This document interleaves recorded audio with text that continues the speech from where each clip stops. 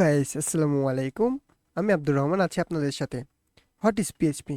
PHP basic to advance এই video টিউটোরিয়ালে আপনাদেরকে পিএইচপি সম্পর্কে সকল বিস্তারিত জানানো হবে, এবং এই কোর্সটি কমপ্লিট করার পরে আপনি অ্যাকচুয়ালি পিএইচপি দিয়ে কোন লেভেলের ওয়েবসাইট তৈরি করতে পারেন সব কিছু বলে দেওয়া হবে। তবে শুরুর প্রথমে একটা ইন্টারেস্টিং কথা বলি, সেটা হচ্ছে অন্যান্য প্রিমিয়াম কোর্সের মতো এই কোর্সেও 200+ ভিডিও আছে। এখানে পিএইচপির খুঁটিনাটি সব কিছুই জানানো হয়েছে। সো ভিডিওটা মনোযোগ সহকারে যদি না দেখেন এবং পরবর্তী ভিডিওগুলো না দেখেন, তাহলে হয়তোবা পিএইচপিতে আপনি একজন বেসিক লেভেলের অর্ডিনারি ম্যান হয়ে থেকে যাবেন, কিন্তু আপনি এই ভিডিওটা শেষ করার পরে, এই কোর্সটা শেষ করার পরে একজন প্রফেশনাল ম্যান হতে পারেন, এটা আমি গ্যারেন্টি দিচ্ছি। তো আমার হয়তোবা হতে পারে এমন যে বেশি কথা বলে ফেলছি, প্রথম প্রথম ভিডিও করতেছি, ল্যাগ করতেছে, এরকম কিছু হলে অবশ্যই ক্ষমা দৃষ্টিতে দেখবেন এবং আমাকে কমেন্ট বক্সে জানাবেন, যেন আমি সেগুলো ঠিক করতে পারি, আমার লুপগুলো আমি ঠিক করতে পারি। So let's get start.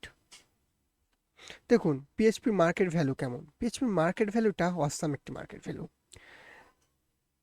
ওয়ার্ল্ডের আপনি যদি দেখেন 50, 60, 70% ওয়েবসাইট কিন্তু পিএইচপিতে তৈরি করা। এখন এই পিএইচপিতে তৈরি করা ওয়েবসাইটগুলো কি রাতারাতি তো আর হবে না, বলতে গেলে রিপ্লেস হবে না অন্য কোনো ল্যাঙ্গুয়েজে, যেমন জ্যাঙ্গোতে বা বলতে পারেন জাভাতে রিডাইরেক্ট হবে না এত তাড়াতাড়ি, রাতারাতি কোনো দিনই মার্কেট হারাবে না পিএইচপি।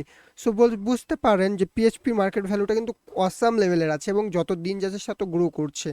ঠিক আছে, আপনারা একটু যদি গুগল ট্রেন্ডে যান, দেন যদি দেখেন, এখন কিন্তু দেখতে পাবেন যে গুগল ট্রেন্ডে পিএইচপি এবং জ্যাঙ্গো যদি আপনারা কম্পেয়ার করেন, তাহলে দেখবেন যে পিএইচপি কিন্তু হুড় হুড় করে বাড়ছে। যতদিন যায় কমার কথা, যেহেতু পিএইচপি একটি ওল্ড ল্যাঙ্গুয়েজ, সেমন না, পিএইচপি আরও বাড়ে। কারণ পিএইচপি একটি ইজি লার্নিং ল্যাঙ্গুয়েজ, সব রকম ওয়েবসাইট ডেভেলপমেন্ট করা যায় এবং খুব ফাস্ট চলে আর কি ওয়েবসাইটগুলো। এই তো, আপনি market value, financing market place যেমন ফাইবার, আপওয়ার্ক, এগুলোতে যদি যান, একটু রিসার্চ করেন, তাহলে পিএইচপির মার্কেট ভ্যালু কিন্তু পেয়ে যাবেন। সো পিএইচপি মার্কেট ভ্যালু নিয়ে আমরা আরও একটি ভিডিও করব, যেখানে আমরা রিসার্চ করে আপনাদেরকে দেখানোর চেষ্টা করব। তো নেক্সট স্টেপ, আমরা আরও কিছু কথা বলি, যেমন হচ্ছে what kind of website can I make with PHP. কী ধরনের ওয়েবসাইট আমরা পিএইচপিতে তৈরি করি। দেখুন, বিশ্বের সবথেকে জনপ্রিয় এবং পপুলার বাংলাদেশের ক্ষেত্রে হয় হচ্ছে ফেসবুক। এই ফেসবুকে যদি আমি বলি যে এই ফেসবুকে একটা সময় শুধু পিএইচপি দিয়ে বানানো ছিল, হয়তো আপনারা বিশ্বাস করবেন না, কারণ পিএইচপি দিয়ে এত বড় একটি ওয়েবসাইট বানানো কি আদৌ সম্ভব? মনে করতে পারেন, অ্যাকচুয়ালি সম্ভব। পিএইচপি এখনও ফেসবুক ইউজ করে। আপনারা যদি একটু মার্কেট অ্যানালিসিস করেন, উইকিপিডিয়াতে যান, তাহলে দেখবেন যে ফেসবুক এখনও পিএইচপি ইউজ করে, সাথে আর আলাদা ল্যাঙ্গুয়েজে ইউজ করে, বাট পিএইচপি তারা এখনও কিন্তু ছেড়ে দেয়নি বা রিপ্লেস করেনি, কারণ পিএইচপিটা অসাম একটি ল্যাঙ্গুয়েজ। ই কমার্সের যত ধরনের ই কমার্স ওয়েবসাইট আছে, সেগুলো কিসে তৈরি হয়? পিএইচপিতে। যদিও 10% বা 5% দেখা যায় যে জ্যাঙ্গোতে, জাভাতে বা আদার্স ল্যাঙ্গুয়েজে তৈরি করা হয়, নোট জেসে, বাট 90% আমার মতে অন্য কারণ আমি মার্কেট অ্যানালিসিস করিনি, আমার মতে ই কমার্সের প্রায় আপনার 90% পিএইচপিতে তৈরি হয়, শুধু ই কমার্স ক্যাটাগরির। ব্লগ ব্লগ তো কথা বলাই লাগে না এখানকার। আমি মনে করি সব কিছুই কিন্তু পিএইচপিতে সম্ভব, যদি আপনি সেইভাবে জানেন। একটি এআই বেস সার্চ ইঞ্জিনও পিএইচপিতে বানানো সম্ভব, এটা আমি গ্যারেন্টি দিচ্ছি। এটার প্রমাণ আমি কিছুদিন পরে দেখাবো, অর্থাৎ কোর্স শেষে দেখাবো। তাই কোর্সটা সম্পূর্ণ কমপ্লিট করতে হবে আপনাদেরকে। দেন উইকিপিডিয়া, আপনারা সবাই জানেন, উইকিপিডিয়া ইউজও করেন। উইকিপিডিয়াও কিন্তু আর কি পিএইচপিতে তৈরি করা। টামব্লার, মেলচিপ, ইয়াহু, হ্যাঁ সার্চ ইঞ্জিনের কথা বলছিলাম, এখানে সার্চ ইঞ্জিন যে ইয়াহু আছে, ইয়াহুও কিন্তু পিএইচপিতে তৈরি করা। সো বুঝতে পারছেন, একটা সময় সবচেয়ে জনপ্রিয় সার্চ ইঞ্জিন ইয়াহু, সেটা যদি পিএইচপিতে তৈরি করা হয়ে থাকে, তাহলে আপনি কেন পারবেন না পিএইচপিতে আরও অনেক ধরনের কাজ করতে? WordPress, drag and drop builder, যেটার মাধ্যমে ড্র্যাগ অ্যান্ড ড্রপ করে আপনি হিউজ পরিমাণে যেমন ইচ্ছা ওয়েবসাইট তৈরি করে ফেলতে পারেন। তাহলে ওয়ার্ডপ্রেস যদি পিএইচপি ছাড়া কোনো কিছুই বুঝে না, তাহলে আপনি কেন পিএইচপি দিয়ে সব ধরনের ওয়েবসাইট তৈরি করতে পারবেন না? এই তো। তো ফ্রেমওয়ার্ক ইন পিএইচপি, পিএইচপির কিছু ফ্রেমওয়ার্ক আছে যেগুলো অনেক হাই লেভেলি ইউজেবল, সবাই ইউজ করে, যেমন লারাভেল, কোডিলেন্টার, কেক পিএইচপি। লারাভেল সব থেকে কিন্তু জনপ্রিয় একটি ফ্রেমওয়ার্ক। এটা আপনারা দেখবেন যে 80 থেকে 90% মানুষ আর কি লারাভেল ইউজ করে। কোডিলেন্টারও ইউজ হয়, কোডিলেন্টার ওপি বেস যেহেতু এমভিসি ফর্মেটে থাকে, সো এটা আপনি ইউজ করতে পারেন, কোনো এক্সট্রা হ্যাসেল থাকবে না। লারাভেল ইজিতে কাজ করতে পারবেন, কেক পিএইচপিও তাই।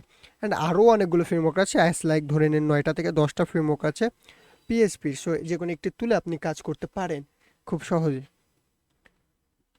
সো এখানে পিএইচপির ওওপি, পিএইচপি ওওপি একটি ওওপি কনসেপ্ট, অবজেক্ট ওরিয়েন্টেড, ঠিক আছে, প্রোগ্রামিং। তো অবজেক্ট ওরিয়েন্টেড কি হয়, আপনি খুব সহজে একটা বড় প্রজেক্ট দেখা যায় যে ভাগ ভাগ করে করতে পারেন, সেই সুবিধা কিন্তু পিএইচপির ওওপি দেয় আপনাকে। সো পিএইচপির ওওপির কারণে পিএইচপি আরও দিন দিন ফেমাস হয়ে যাচ্ছে। আপনারা চাইলে খুব ইজিলি ইউজ করতে পারেন পিএইচপি। আর আমাদের এই পিএইচপি কোর্সে আমরা আপডেট যেই ল্যাঙ্গুয়েজটা চলছে, অর্থাৎ পিএইচপি 8.2 পয়েন্ট কত আমি দেখিনি, সেইটাই শুরু হবে। এবং পরবর্তীতে যখনই আপডেট আসবে তখন আমরা আবারও আপডেট করে দেবো আমাদের প্লে লিস্টে। তারপরে কি, what will I learn in this course, এই কোর্সে আমরা কি কি শিখতে পারি। এখন কথা হচ্ছে এই কোর্সে আপনি কি শিখতে না পারেন, প্রথমে এটার প্রশ্নের উত্তর আমাকে নিয়ে আসতে হবে। কারণ এই কোর্সে সরি ফর দ্যাট, কারণ এই কোর্সে এমন কোনো কিছু পিএইচপির বাদ দেওয়া হবে না যেটা প্রয়োজন নাই বা প্রয়োজন। অর্থাৎ এইখানে ঠুকি, অর্থাৎ একটা কমাও যদি থাকে পিএইচপির ভিতরে, সেটা আপনাকে তুলে ধরা হবে যেন আপনি পিএইচপি খুব ভালোভাবে শেষ করতে পারেন এবং পিএইচপি শেষে আপনি ডাইনামিক যে কোনো ধরনের ওয়েবসাইট বানাতে পারেন, এটা আমরা গ্যারেন্টি দিচ্ছি। তার জন্য একটি সাধারণ ডটও যদি পিএইচপির ভিতরে থাকে এবং ওই ডটেরও যদি কোনো কাজ হয়, সেটা আমরা তুলে ধরবো। তো পিএইচপি বেসিকের ভিতরে আমরা একটা পার্ট করেছি আর কি, এইভাবে যেন সাজিয়েছি। পিএইচপি বেসিকে দেখা যাচ্ছে কিছু ভিডিও সিরিজ থাকলো, অ্যাডভান্সে কিছু, ওপিতে কিছু, ক্রিপ্টোগ্রাফি অ্যান্ড হ্যাশিং। আপনারা বেশিরভাগই দেখবেন যে এত কিছু পিএইচপির ভিতরে কেউ রাখে না, যে একটা পিএইচপির ভিডিও 200 থেকে 250 ভিডিও কেউই করে না, 60 70 80 শেষ। আমরা সেখানে আমাদের ভিডিও সিরিজটা আমরা ঠিক করে মানে প্রত্যেকটা আর কি লিস্ট করেছিলাম, তো এখন দেখতে পেলাম যে টোটালি প্রায় 300-র কাছাকাছি ভিডিও হয়ে যাচ্ছে। তো আমরা কমানোর চেষ্টা করছি, বা সেটাকে একটু বাকি ভিডিওগুলো বড় করে একটু একটু করে আর কি ভিডিও কমাচ্ছে, মানে ভিডিওর লেন্থগুলো বড় করে দিচ্ছি। তো অ্যাজাক্স আপনি আলাদা আলাদা জায়গায় শিখতে হয়, কেউ পিএইচপির ভিতরেই শিখায় না। মাই স্কেলও তাই, আলাদা একটা সিরিজ করে দেয়। আমরা একবারে সিরিয়ালে, অর্থাৎ এখানে যেভাবে আছে পিএইচপি বেসিক, অ্যাডভান্স, ওপি, ক্রিপ্টোগ্রাফি, অ্যাজাক্স আর মাই স্কেলে সব কিছু শিখবে একবারে, ঠিক আছে। এবং সেগুলো রিয়েল লাইফে আমরা এক্সপিরিয়েন্স করব, কিছু প্রজেক্ট করব, 2-3টা প্রজেক্ট করব, আপনাদেরকে কাজ দেবো, সেগুলো আপনারা করে আমাদের গ্রুপে জমা দেবেন, ঠিক আছে। তো next, can I create dynamic website after this course, অর্থাৎ এই কোর্সটি শেষে আপনি কোনো ধরনের ওয়েবসাইট তৈরি করতে পারবেন, যে কোনো ধরনের ডাইনামিক ওয়েবসাইট। হ্যাঁ, এটার গ্যারেন্টি কে যে আমি পারবো এই কোর্সটা। আপনি আমাদের ভিডিওগুলো ফলো করেন, একবারের জায়গায় দুইবার দেখেন, যদি আপনি ঠিক করে কোর্সটা কমপ্লিট করতে পারেন, তাহলে আমি কথা দিচ্ছি আপনি ডাইনামিক ওয়েবসাইট তৈরি করতে পারবেন। এবং যদি না পারেন, তাহলে এই কোর্সটা আমি আপনাদেরকে টোটালি শিখিয়ে দেব। অর্থাৎ আমি নিজে একটি লাইভ ক্লাস করাবো আপনাদেরকে গুগল মিটের মাধ্যমে। সো বুঝতেই পাচ্ছেন যে আমি কতটা কনফিডেন্স আমার এই কোর্স নিয়ে। এই কোর্সের এত দূরই আজকের ভিডিওতে আমরা অত কিছু জানবো না, আমরা জাস্ট এই কোর্সের ওভারভিউ সম্পর্কে জানলাম এবং এই কোর্সটি শেষে আমরা কি করতে পারবো সেই সম্পর্কে জানলাম।